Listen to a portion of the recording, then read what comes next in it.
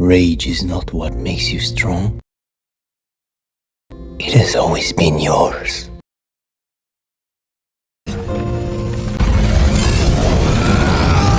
Homelander finally tracks down Ryan while he's hiding out in Norway. He tells Ryan that he has now become peerless and immortal, and says that someone like the Son of God doesn't belong living quietly inside a barn. Homelander pressures him to return to the tower and stand behind him again, but Ryan refuses. Dad, get f***ed. He even tells Homelander that no matter how powerful he becomes, nothing will ever fix the lonely and miserable life he's trapped in. Scaring people into calling you God doesn't make you God. Meanwhile, the remaining members of the boys sadly bury Frenchie and mourn his death together. After that, they decide not to involve Marie and the Gen V members in what is basically a suicide mission against Homelander.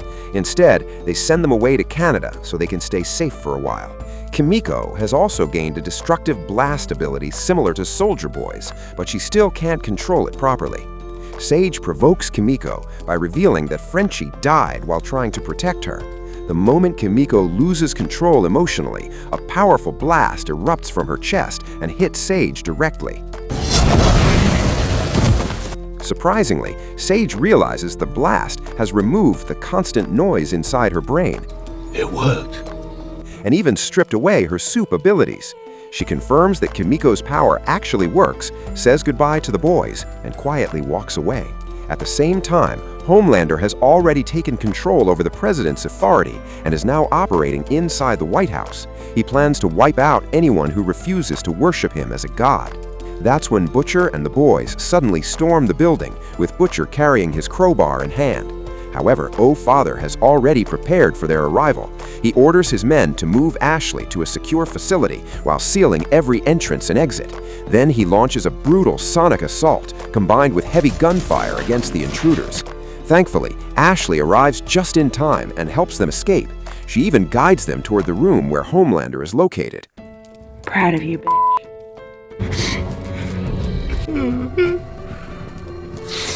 You've been crying?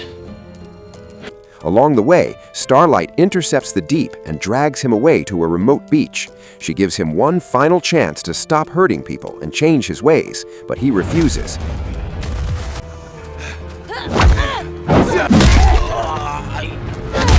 Their fight continues until Starlight knocks him into the ocean. There, the Deep meets a grim end at the hands of the sea creatures waiting beneath the water, creatures that secretly hated him and wanted revenge all along. Back at the White House, Butcher and the others continue facing Father.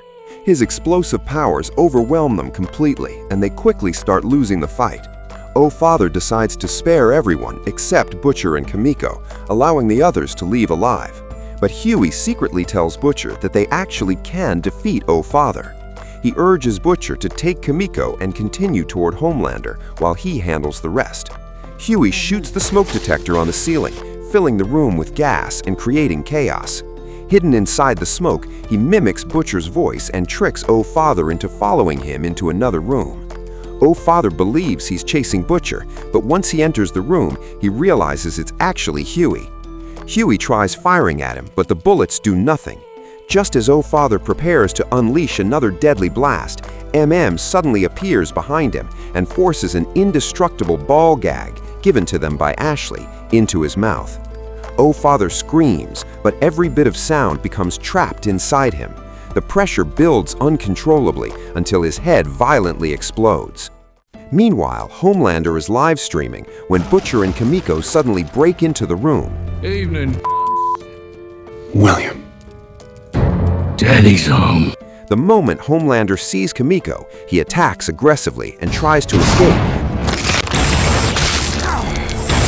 But Butcher's massive tendrils wrap tightly around his body and restrain him. As Butcher and Homelander brutally battle each other, Kimiko struggles to release her blast ability again. Eventually, Butcher begins losing the fight. Right as Homelander attempts to flee, Ryan suddenly arrives and blocks his father's path. Piece of shit. Everyone dies, starting with you. Kimiko can still not activate her power, and at that exact moment, she sees a vision of Frenchie standing beside her. Frenchie asks why she can't do it. Through gestures, Kimiko explains that she's overwhelmed with sadness, not rage, and that's why the power won't come out. Frenchie gently tells her that rage isn't necessary. Rage is not what makes you strong. It has always been yours. He says he believes she can do it without hatred, then disappears.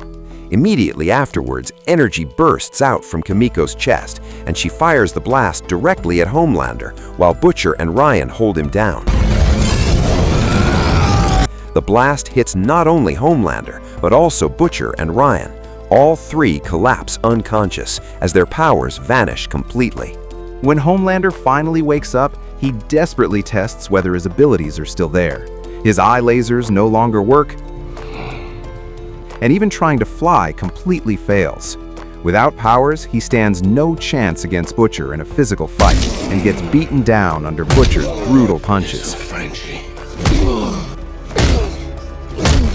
Homelander begs for mercy.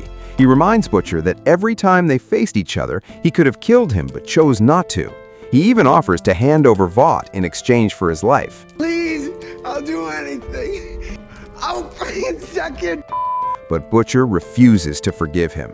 He simply says, "This is for my Becca," before driving the crowbar straight through Homelander's head and finally ending him for good.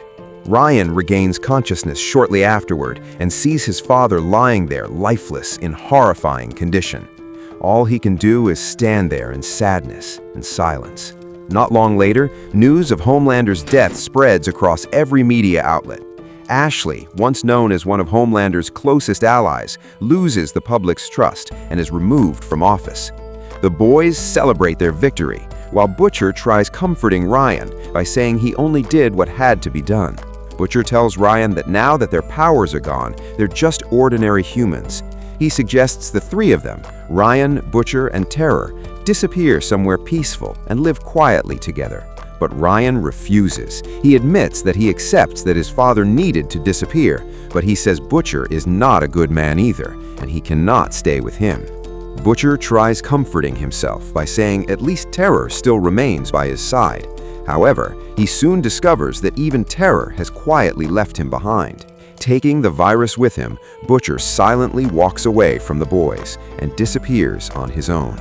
Later, the team watches TV and learns that Stan Edgar will continue running Vought as CEO once again. Huey investigates Butcher's room and discovers Terror is gone, Butcher has disappeared, and the virus has been taken. Huey immediately understands where Butcher went, but he tells no one. Instead, he grabs a gun and heads straight toward Vought Tower. When he arrives, several guards are already lying dead. Just as he suspected, Butcher is waiting inside the Seven's meeting room. Huey asks where the virus is. Butcher reveals he has placed it inside the sprinkler system and is waiting for soups from around the world to gather there. Once enough of them arrive, he plans to activate the device and spread the virus through the tower itself, wiping out every soup on Earth so monsters like Homelander can never exist again. Huey strongly disagrees and tries to stop him, but Butcher refuses to listen. The two begin violently struggling over the trigger device. Eventually, Butcher overpowers Huey and prepares to activate it. But suddenly, Butcher hesitates after imagining someone in front of him. In that brief moment, Huey quickly grabs the gun and shoots Butcher. Huey immediately apologizes, saying he never wanted things to happen this way. He begs Butcher to hold on while trying to call an ambulance. But Butcher quietly tells Huey that he doesn't want to become anyone's burden anymore. He tells Huey not to become reckless like him and to live a better life instead. Really are. That's better, Lenny. Soon after, Butcher passes away. The next day, the boys properly bury him beside Becca's grave. Deep down, they all know Butcher sometimes made terrible choices and even crossed the line into darkness. But he was also someone brave enough to do what nobody else dared to do. A man who ultimately brought peace to the world. Afterward, the team finally parts ways. Kimiko, MM, Ryan, Huey, and Annie all say their emotional goodbyes. Eventually marries the woman he loves and continues living happily with his family. Kimiko keeps living alone, quietly eating the pastries Frenchie once made for her while remembering him every day. Elsewhere, the president personally calls Huey and thanks him for everything the boys accomplished. He offers Huey leadership of the Bureau of Soup Affairs, but Huey politely declines, saying another journey is already waiting for him.